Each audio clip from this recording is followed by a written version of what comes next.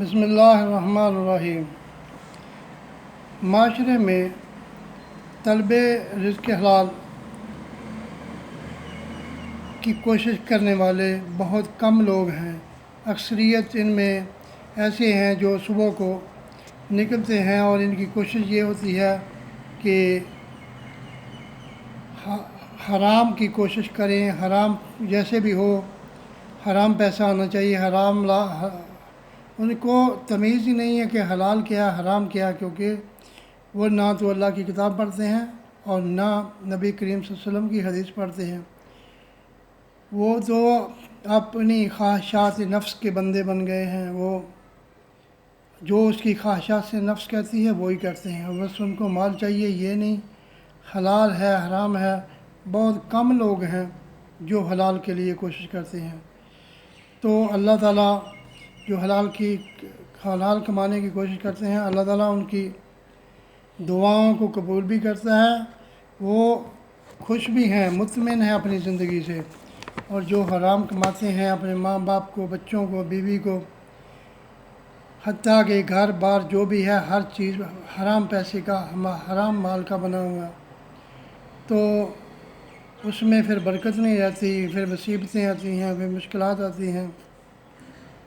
تو ہمیں توبہ کر لینی چاہیے ایسی گناہوں سے اور رزق حلال کمانا چاہیے، کیونکہ جو بندہ اپنی خواہشات نفس کا غلام بن جاتا ہے، اس کے دل میں نہ انسان کے لیے ہمدردی رہتی ہے، نہ رحم دلی رہتی ہے، وہ یہ جذبات اس کے ختم ہو جاتے ہیں، کیونکہ وہ شیطان کے کہنے پر وہ حرام کماتا ہے، حرام کھاتا ہے، تو اس کی پھر دعائیں بھی قبول نہیں ہوتی۔ آئیے ہم یہ مختصر سے مراسلے میں قرآن و حدیث کی روشنی میں دیکھتے ہیں کہ رزق حلال کی فضیلت کیا ہے۔ سیدنا جابر بن عبداللہ رضی اللہ عنہ سے مروی ہے کہ سیدنا نعمان بن کوکل رضی اللہ عنہ اللہ کے نبی کے پاس آئے اور کہا، اے اللہ کے رسول صلی اللہ علیہ وسلم، اگر میں حلال کو حلال اور حرام کو حرام سمجھوں اور فرض نمازیں ادا کرتا رہوں اور اس سے زیادہ کچھ نہ کروں تو کیا میں جنت میں داخل ہو جاؤں گا؟ تو آپ صلی اللہ علیہ وسلم نے فرمایا، جی ہاں۔ یہ حدیث مسند احمد کی ہے، اس کا نمبر ہے 1030۔ اسی طرح ایک اور حدیث ہے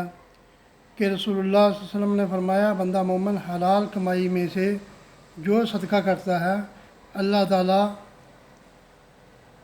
جو صدقہ کرتا ہے اور اللہ تعالیٰ حلال چیزوں کو ہی قبول کرتا ہے اور حلال ہی آسمان کی طرف چڑھتا ہے۔ بہرحال اللہ تعالیٰ اسے اپنے ہاتھ میں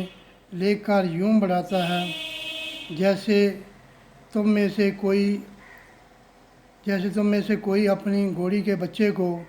پالتا ہے، یہاں تک کہ وہ ایک کھجور بڑے پہاڑ کے برابر ہو جاتی ہے۔ یہ حدیث مسند احمد میں ہے، اس کا نمبر ہے 3448۔ تو پہلی تو بات یہ ہے کہ حلال کمائی کا صدقہ اللہ تعالیٰ قبول کرتا ہے، دوسرا قبول ہی نہیں کرتا۔ اور حلال کمائی میں سے اللہ کے راستے میں دی ہوئی ایک کھجور اللہ تعالیٰ اپنے ہاتھ میں اس کو لے لیتا ہے اور اس کو بڑھاتا رہتا ہے، یہاں تک وہ ایک پہاڑ کے برابر ہو جاتی ہے، ایک کھجور کے برابر ہو جاتی ہے، تو اس کے بڑھتے تو یہ انسان کا صدقہ جو دیتے ہیں، یہ ہمیں آخرت میں ہمارے کام آئے گا۔ دنیا میں بھی صدقہ دینے سے مال، آپ صلی اللہ علیہ وسلم نے فرمایا کہ مال کم نہیں ہوتا، اس لیے ہر روز کچھ نہ کچھ اللہ کے راستے میں صدقہ دیتے رہنا چاہیے، کیونکہ نبی کریم صلی اللہ علیہ وسلم کی ایک حدیث ہے کہ راستے سے ایک تکلیف دہ چیز کو ہٹا دینا بھی صدقہ ہے۔ کسی معذور کو سڑک پار کروا دینا، کسی مصیبت زدہ کے لیے بھاگ کر جانا بھی صدقہ ہے۔ اسی طرح کسی نیکی کی بات پھیلانا بھی صدقہ ہے۔ اس لیے ہمیں زیادہ سے زیادہ نیکی کے کاموں میں حصہ لینا چاہیے، نیکی کے کام کرنے چاہیے، تاکہ ہم زیادہ سے زیادہ صدقہ کرتے رہیں، کیونکہ نبی کریم صلی اللہ علیہ وسلم نے فرمایا کہ انسان جب صبح اٹھتا ہے اس کے ہر جوڑ پر ایک صدقہ واجب ہو جاتا ہے۔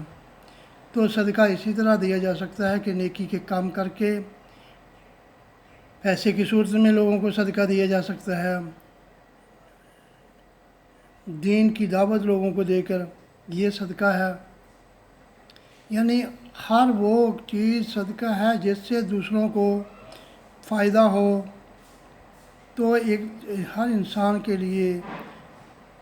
سلام کرنا صدقہ ہے۔ یہ ہر چیز جو ہے، یعنی کسی کو سلامتی کی دعا دینا، یہ صدقہ ہے۔ اور اسی طرح بہت سی اور چیزیں ہیں جو صدقہ میں شمار ہوتی ہیں۔ تو حلال روزی، آپ صلی اللہ علیہ وسلم نے فرمایا کہ حلال روزی کھاتے رہو، تمہاری ہر دعا قبول ہو جایا کرے گی۔ کیونکہ حضرت سعد نے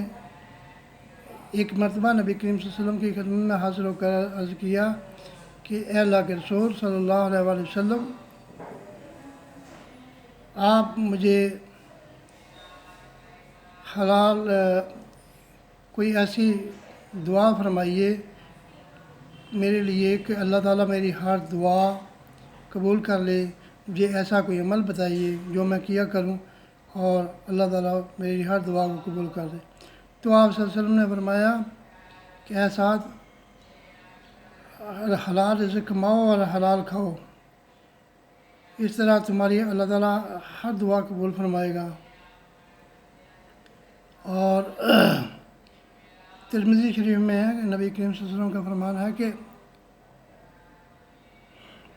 سچائی کے ساتھ تجارت کرنے والا ایماندار تاجر قیامت کے دن نبیوں، صدیقوں اور شہیدوں کے ساتھ ہوگا۔ مسند احمد میں ہے کہ آپ نے ارشاد فرمایا کہ ایسی دولت جو تقویٰ کے تقاضوں کو ملحوظ رکھتے ہوئے حاصل کی جائے